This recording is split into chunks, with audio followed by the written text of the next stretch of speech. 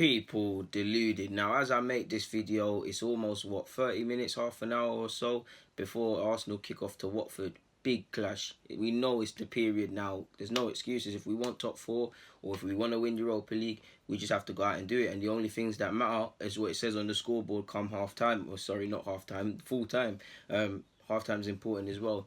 But it's ironic I just said half time. It's half time in our two-legged tie against Napoli, so we might as well speak about the game or preview what to expect. Now, hopefully nobody gets injured as we approach the Watford game, and it's a smooth ride. And I think Mavropanos is starting a big chance for him to prove to Unai Emery that he was wrong to not necessarily register him in the European competition and wrong to not play him more. He's got an opportunity. Koscielny's playing as well, so I'm not too sure if he's gonna play against Napoli on the Thursday. I would have played him.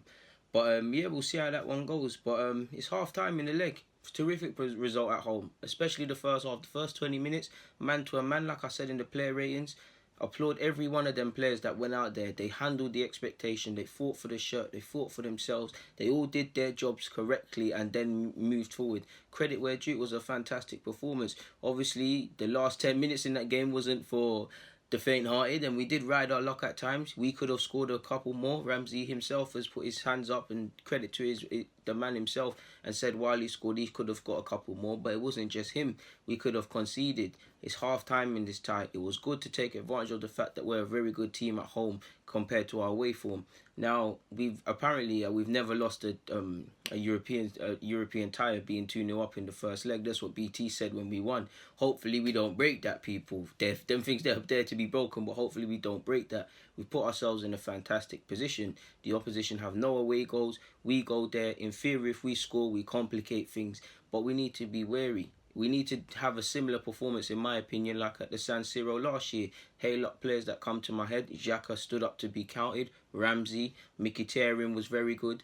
It was either Atletico Madrid or Milan. Callum Chambers played well, but collectively get the point. A good team performance. We're going to need to do that. Because if Napoli bagged 2 goals very early on, they complicate matters. The Premier League and the Europa League don't really matter. But if we look at our away form in the league, it hasn't quite been there. And personally speaking, I feel when fans get on top of us and it's a bit of a nervous atmosphere, it kind of feeds into our performance. So if we use that same logic, Italians are football mad. We're going to Naples, some of the most passionate football fans alive. Even just look at sometimes when the players leave clubs, it's going to be rocking. We're going to have to deal with that. It's not even a football match really. Obviously it is, but we're going to have to be able to deal with that. We're going to have to be able to deal with the flares and the chants and all of these sort of things and get over the line. It's only half time in this tie. It's fantastic that we have 2 goals, but we need to build upon the same performance. The same commitment levels need to be required for the second leg of this. I would love us to go out there and score, shut their fans up, make their fans nervous. I do think we'll score, but it's how we defend this. We rid our luck at times in the second half of the first leg. Maybe at times this luck doesn't go our way. Insigne, maybe he's sharper because he missed a couple sitters. A couple of them missed sitters. So there's enough from that game. Although on the scheme of things, I would say we won that game comfortably. There's a lot of things we could have taken from that game moving forward to be wary of. This tie is by no means finished, people, in my opinion. Obviously, just a couple notes about the Naples side. Obviously, away from home, ironically, they're a bit shaky like us. But their home form, 1-1 against Genoa. The only 2 games, apologies people, the only 2 games they've lost at home of recent has been against AC Milan and Juventus. Now, if we look at that, you probably expect them to lose to Juventus, and AC Milan can go either way, but they'd probably take that as well. They've got a 0-0 against Torino. This is all just scattered, people. 2-0 win in the Europa League against Zurich. Udinese a 4-2 victory. 1-1, like I said, against Genoa. So it's a bit different. Their form's a bit indifferent. I don't feel they played at home, but looking at their result against Chievo, I'm sure they won that game, but really it was too late. Late is sort of second half goals that changed that game. Or forgive me if I'm wrong. There was definitely a late minute goal to put them in the winning position. I'm so sure Koulibaly's got 2. So are they still reeling from midweek? Is there a bigger context as to why they didn't play to how they could play in the first half against us? Because their form has been a bit shaky. Even if we look at the build-up prior to the game, where Ancelotti was saying if we defend how we defend against Arsenal in that game, we won't get the result. And a big part of that might have happened. We know Napoli's a balling team. The movement, create chances, half chances. They showed us, even when they were playing poorly, what they can do. So imagine when they're rocking for it, their backs are against the wall. They went out of the Champions League. Do they want to disappoint their fans again? I'm sure they're not. So we're going to need to be at it. For me, I need Aaron Ramsey. I know he's on this sort of game, so we're going to need it, man. We're going to need it, man. Our fans that are travelling, they're going to need to be supporting it heavy. We're trying to compete on two fronts now. Obviously, I've just said at this time of making this vid, we haven't kicked off against Watford, so whatever happens, happens. But right now, we owe it to ourselves to fight for the league and fight for the Europa League, even though it's a test on our squad with the injuries and suspensions, to put ourselves come in the best position. Ideal world, I keep telling you, lot, we have a Europa League final and we cement top four. If we be a bit pessimistic, we might mess up in the league, and Europa League's the only way we can go forward. We might make a mess of Europa League. Premier League's the way we're going to have to do this. You see what I'm saying, people? Our eggs can't be in one basket yet. We're getting to that time, but it's a bit of a catch-22. If we focus on one, we kind of neglect the other sort of thing. The time hasn't quite come. So we're going to need to be at it, people. It's only half-time in this leg, people. It's essentially half-time. They're going to be at it. A lot of things are probably being said in their press at home. A lot of question marks are probably being asked of their players, especially by even their coaching staff. There might even be a personal inquest, so they're itching to put this result right. We owe it to ourselves to go out there.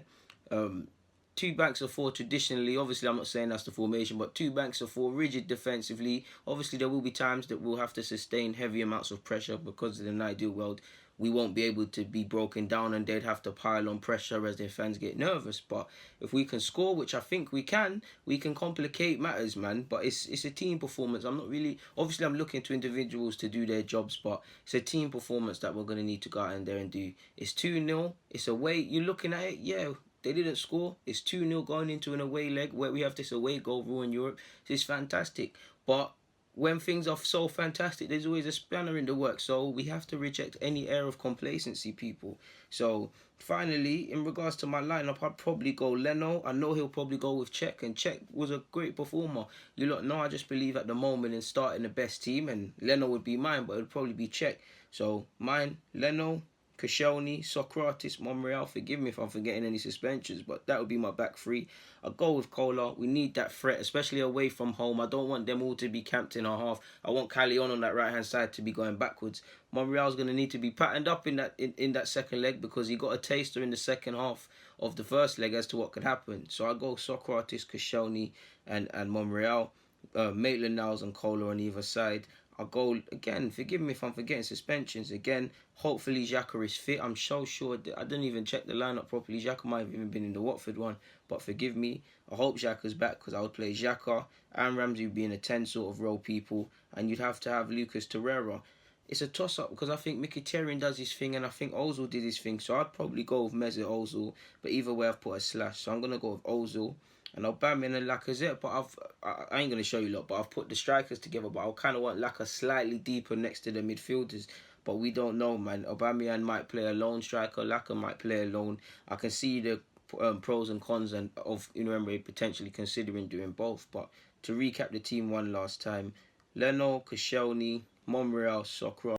Apologies there, people. Like I said, to recap the team one final last time, Leno, Koscielny, Socrates, Monreal, Kola and Maitland-Niles on either side, Lucas Torreira, Granit Xhaka if he's back, Aaron Ramsey in a three-man midfield, Mesut Ozil, Lacazette and Aubameyang.